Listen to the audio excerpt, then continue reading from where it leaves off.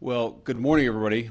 And let me say a couple of notes of appreciation. First of all, to the Prime Minister of Pakistan and to Field Marshal Munir, who were both incredible hosts.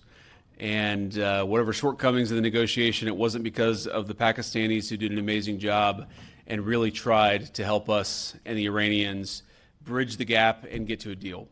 We have been at it now for 21 hours, and we've had a number of substantive discussions with the Iranians. That's the good news. The bad news is that we have not reached an agreement, and I think that's bad news for Iran much more than it's bad news for the United States of America. So we go back to the United States having not come to an agreement. We've made very clear what our red lines are, what things we're willing to accommodate them on, and what things we're not willing to accommodate them on. And we've made that as clear as we possibly could, and they have chosen not to accept our terms. Questions? Nick Robertson from CNN. Precisely what have they rejected here? Can you help us understand it a little bit? Well, I won't go into all the details because I don't want to negotiate in public after we negotiated for 21 hours in private. But the simple fact is that we need to see an affirmative commitment that they will not seek a nuclear weapon, and they will not seek the tools that would enable them to quickly achieve a nuclear weapon. That is the core goal of the President of the United States, and that's what we've tried to achieve through these negotiations.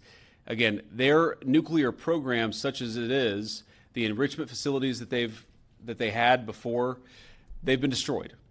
But the simple question is, do we see a fundamental commitment of will for the Iranians not to develop a nuclear weapon, not just now, not just 2 years from now, but for the long term? We haven't seen that yet. We hope that we will. Jen. Was there a framework on anything? And also, did the Iranian frozen assets come up? And did you reach any conclusions on those frozen assets? We talked about all those issues, Jen, and we talked about a number of issues beyond that. And so certainly those things came up. But again, we just could not get to a situation where the Iranians were willing to accept our terms. I think that we were quite flexible. We were quite accommodating. The president told us, you need to come here in good faith and make your best effort to get a deal. We did that.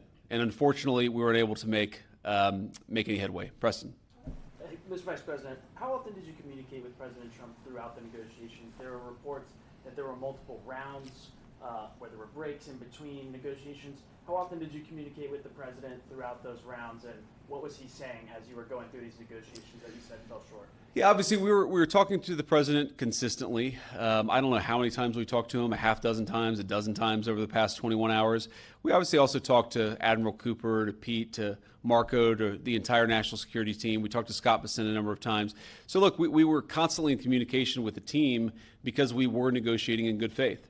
And we leave here with a very simple proposal, a method of understanding that is our final and best offer. We'll see if the Iranians accept it. Thank you.